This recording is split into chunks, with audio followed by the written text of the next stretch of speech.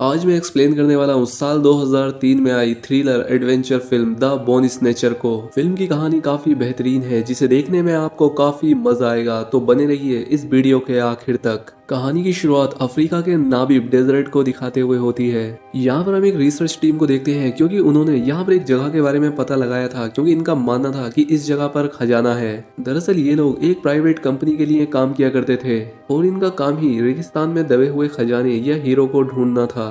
और इसीलिए ये तीनों उस जगह पर जाते हैं जहाँ पर इन्हें एक अंडे के आकार की बड़ी सी चट्टान मिलती है।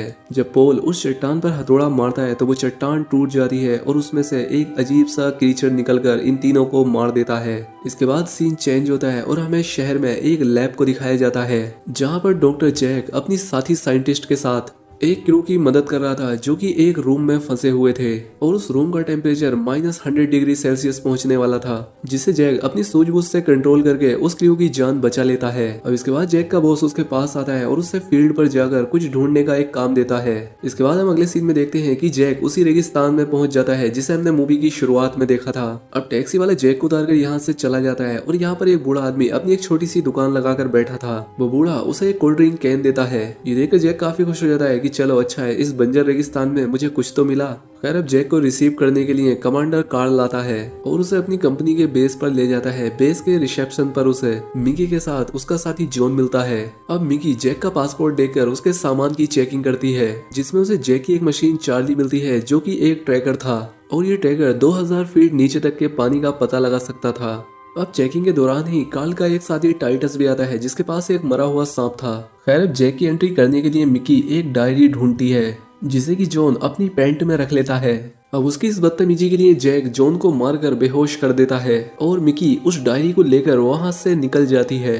अब थोड़ी देर के बाद जैक और मिकी एक ट्रक से उन लोगों की तलाश में निकल जाते हैं जिन्हें कि हमने मूवी की शुरुआत में देखा था, जो कि डायमंड्स की खोज के लिए यहाँ आए थे। उन्होंने अपने ट्रक के ऊपर बहुत सारा फ्यूल कैरी करके रखा था क्योंकि उन्हें 1000 किलोमीटर तक भी भटकना पड़ सकता था। कार्ल भी अपनी फर्स्ट एड किट और अपनी गन को ट्रक में लोड कर लेता है। इसके बाद हम यहाँ पर दो और नए कैरेक्टर से मिलते हैं, जिसमें लड़की का नाम मैग्डा और लड़के का नाम कर्ट था और ये दोनों इस ट्रक के ड्राइवर थे। सफर तय करने से पहले एक बूढ़ा आदमी टाइटस को हड्डी का बना एक लॉकेट देता है जिस पर एक भयानक खोपड़ी का डिजाइन था। खैर अब इनका सफर शुरू हो जाता है और हम देखते हैं कि जैक मिकी की तरफ थोड़ा अट्रैक्ट हो रहा था।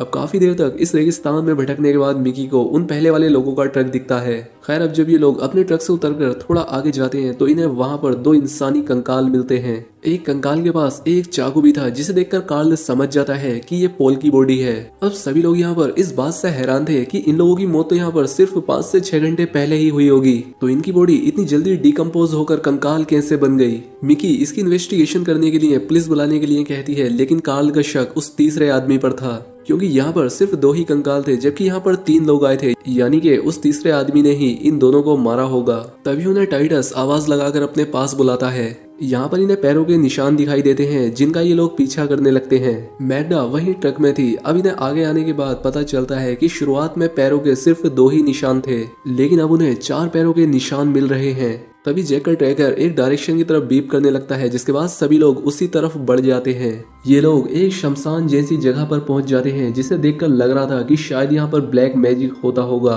टाइटस जैक को यहाँ की किसी भी चीज को छूने से मना करता है और टाइटस को जैसा लॉकेट उस बूढ़े आदमी ने दिया था वैसा ही स्कल यहाँ की हड्डियों पर बना था। खैर अब कर्ट उनके पास ट्रक लेकर पहुंच जाता है और ये सभी लोग ट्रक में सवार होकर अपने बेस पर जाकर एक फोरेंसिक टीम को यहाँ पर भेजने के बारे में सोचते हैं। तभी ने रास्ते में एक कंकाल मिलता है, यानी कि वो तीसरा आदमी भी मर चुका था जिस पर कार्ल को शक था। कार्ल बहुत ज्यादा परेशान हो रहा था क्योंकि किसी ने उनके साथियों को बहुत ही बेरहमी से मार दिया था। कार्ल मैग्डा से कहता है कि हमें उस किलर को खोजना होगा जिसने ऐसा किया, लेकिन मैग्डा उससे मना कर देती है क्योंकि रात होने वाली थी और अब इन्हें रात यहीं पर गुजारनी पड़ती है। जैक को अपने साथ हुए इंसिडेंट याद आते हैं कि वो कैसे ना चाहते हुए भी यहाँ पर आ गया, लेकिन इस सब के बीच भी उसके साथ एक चीज अच्छी हुई कि वो मिकी से मिल पाया। इसके बाद वो रेत पर स्केटिंग करता है जिसे मिकी देख रही थी। इसके बाद मिकी जैक की मशीन को उसके पास लाती है क्योंकि वो बहुत देर से बीप कर रही थी, जिसका मतलब था कि कोई ना कोई इस वीरान रेगिस्तान में इनके आसपास ही है। लेकिन जैक और मिकी अपना रिश्ता बनाने में लगे हुए थे। खैर जब यहाँ पर इन्हें बातें करते हुए काफी देर हो जाती है तो मिकी ट्रक में सोने के लिए चली जाती है, लेकिन जैक वहीं बाहर रेत पर बैठा रहता है और तभी उसका मशीन जोर जोर से बीप करने लगता है।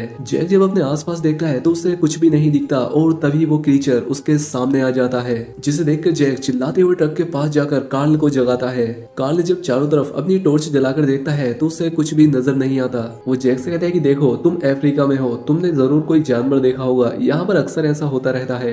तभी मिकी उन्हें बताती है कि हमारे साथियों के कंकाल गायब हैं। कार्ल को लगता है कि ये जरूर जैक ने किया होगा, लेकिन जैक उस पर गुस्सा करते हुए बोलता है कि तुम्हें भी पता है कि यहाँ पर कुछ अजीब चल रहा है और वैसे भी मैं उन हड्डियों का क्या करूंगा। इसके बाद टाइटस उन्हें क्यूलो के बारे में बताता है जो कि एक क्वीन थी और वो अपनी प्रजाति की पहली और आखिरी जीव है जो कि डायनासोर से भी पहले से है और वो सिर्फ दूसरी चीजों का शिकार करती है, वो सिर्फ हड्डियों को ही छोड़ती है। लेकिन ये सारी बातें कार्ल को बकवास लगती है। खैर अब थोड़ी देर के बाद कर्ट और जैक को मशीन फिर से बीप करने की आवाजें आती हैं, तो कार्ल मैग्डा को ट्रक उसी डायरेक्शन में ले जाने के लिए बोलता है, लेकिन मैग्डा उसे सुबह होने के लिए कहती है। खैर अब जैसे ही सुबह होती है ये सभी लोग उस चीज के पैरों के निशानों का पीछा करते हुए आगे बढ़ते हैं। अब एक जगह आने के बाद ये सभी लोग चारों तरफ उस क्रीचर को ढूंढने लगते हैं। वो क्रीचर उन्हें एक जगह पर दिख जाता है और कार्ल उसे अपनी गन से शूट कर देता है और गोली लगते ही वो क्रीचर राख की तरह बिखर जाता है। जब भी लोग उस जगह पर जाकर देखते हैं तो इन्हें वहाँ पर कुछ भी नहीं मिलता। कार्ल भी ये देखकर काफी हैरान था।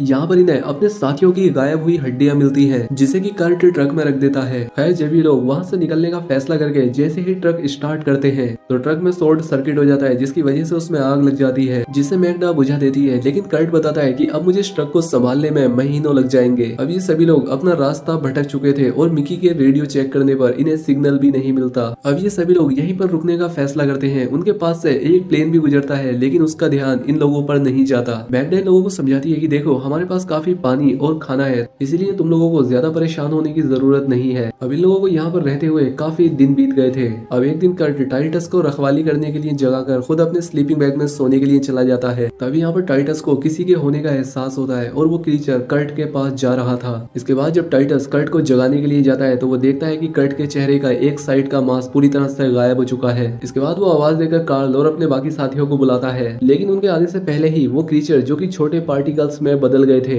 जो कि छोटी काली रेत जैसे दिख रहे थे, वो टाइटस को भी अपना शिकार बना लेते हैं। तभी कार्ल आकर उस स्लीपिंग बैग पर फायरिंग करने लगता है। जैक और मिकी घायल टाइटस को ट्रक में लेकर जाते हैं। गोली का उस क्रीचर पर कोई असर नहीं हो रहा था, वो इनकी तरफ बढ़ता ही जा रहा था। इसलिए कार्ल वहाँ पर पेट्रोल छिड़ककर उसके पास आने का इंतजार करता है। मैग्डा उसे आग जलाने से मना करती है क्योंकि इसमें कर्ट भी जल जाता, लेकिन कार्ल मानने वाला नहीं था। तभी जैक बताता है कि वो क्रीचर वापस जा रहा है पेट्रोल की वजह से। इसके बाद सभी लोग टाइटस को देखने लगते हैं। अब जैक ट्रक के चारों तरफ पेट्रोल डालकर सभी को सेव कर लेता है क्योंकि ये क्रीचर पेट्रोल के पास नहीं आ रहा था। तभी कार्ल देखता है कि उस क्रीचर ने कर्ट के कंकाल में समाकर एक खौफनाक रूप ले लिया है। ये देखकर कार्ल उस पर हमला करता है, जिससे वो क्रीचर वहां से जाने लगता है। अब यहाँ पर कार्ल और जैक में झगड़ा हो जाता है क्योंकि जैक कार्ल को गोली चलाने से रोक रहा था। मिकी उन्हें रोकते हुए समझाती है कि हमें आपस में नहीं लड़ना है। इसके बाद ये सभी लोग प्लान बनाते हैं कि हम लोग पैदल ही अपने बेस में जाकर मदद लाएंगे और इस बीच मैग्डा टाइटस के साथ ट्रक में ही रहेगी। अब अगली सुबह मिमी, कार्ल और जैक पैदल ही रेगिस्तान में आगे बढ़ते हैं। काफी दूर आगे आने के बाद उन्हें उनकी तरफ एक रेत का तूफान आता हुआ दिखता है, जिसमें वो सब फंस जाते हैं। खैर तूफान खत्म होने के बाद ये लोग दोबारा से अपने सामान को चेक करते हैं, जिसमें कि जैक की मशीन टूट गई थी और साथ ही उन्होंने पेट्रोल का एक बॉक्स भी लिया था,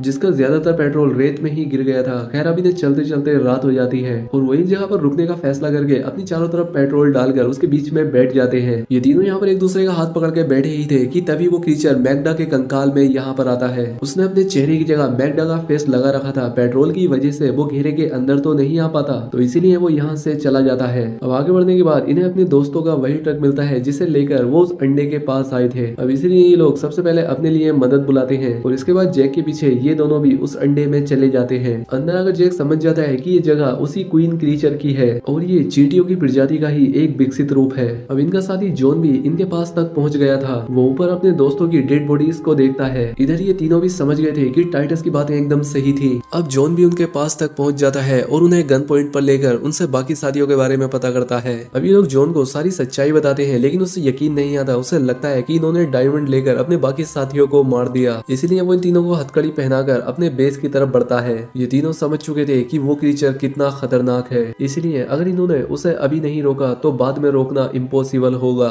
इसलिए कार्ल पीछे से जॉन पर हमला करके उसे बेहोश कर देता है, क्योंकि वो जान गए थे कि वो क्रीचर अपनी पूरी एक कॉलोनी बनाना चाहता है। इसलिए ये लोग उस माइन के पास आते हैं। उनके पास एक एक्सप्लोसिव लिक्विड था जिसे कार्ल अपने पास रखता है और ये लोग उस माइन के अंदर जाते हैं। इन्हें यहाँ पर कुछ भी नहीं दिख रहा था। तभी यहाँ पर जैक को एक पुराना जनरेटर दिखता है जिससे उस माइन में रोशनी हो गई थी और इसके बाद ही उस माइन के अंदर जाने लगते हैं और हम देखते हैं कि उस क्रीचर को भी इनके होने की खबर लग गई थी। कार्ल उस क्रीचर को देखकर आगे बढ़ने लगता है। उसे आगे बढ़ने से मिकी और जैक रोक रहे थे और जैक उन पर हमला करके एक प्लर गिरा देता है। अब जैक उस क्रीचर का ध्यान भटकाता है और वो क्रीचर जैसे ही जैक के पीछे आता है तो वो एक गड्ढे में गिर जाता है। अब मिकी कार्ल को उठाकर उस गड्ढे के पास आती है। अब कार्ल मिकी को उसकी जान बचाने के लिए थैंक्स बोलता ही है कि तभी वो क्रीचर कार्ल का पैर पकड़कर उसे गड्ढे में खींच लेता है। दोनों कार्ल का हाथ पकड़ लेते हैं, लेकिन कार्ल इनसे अपना हाथ छुड़ाकर उस लिक्विड एक्सप्लोजिव को एक्सप्लोड करके खुद के साथ उस क्रीचर को भी मार देता है। अब जैक और मिमी विस्फोट से बचते हुए माइन के एक दूसरे हिस्से में आ जाते हैं, जहाँ पर उन्हें रानी की कोकुन जैसी कोई चीज दिखती है। अब इस जगह पर वो क्रीचर आकर इस जगह को चारों तरफ से घेर लेता है। अब यहाँ पर जैक ये बात समझ जाता है कि ये कोकुन ही इन सभी क्रीचर को कंट्रोल करता है और इसलिए जैक अपने दोस्तों को याद करते हुए उस कोकुन में चाकू मार देता है, जिससे वो सभी क्रीचर मर जाते हैं। और अब ये माइन भी कोलैप्स होने लगती है और माइन के कोलैप्स होने से पहले ही ये दोनों सही सलामत बाहर आ जाते हैं। बाहर आकर ये दोनों देखते हैं कि उन क्रीचर ने जॉन को भी मार दिया था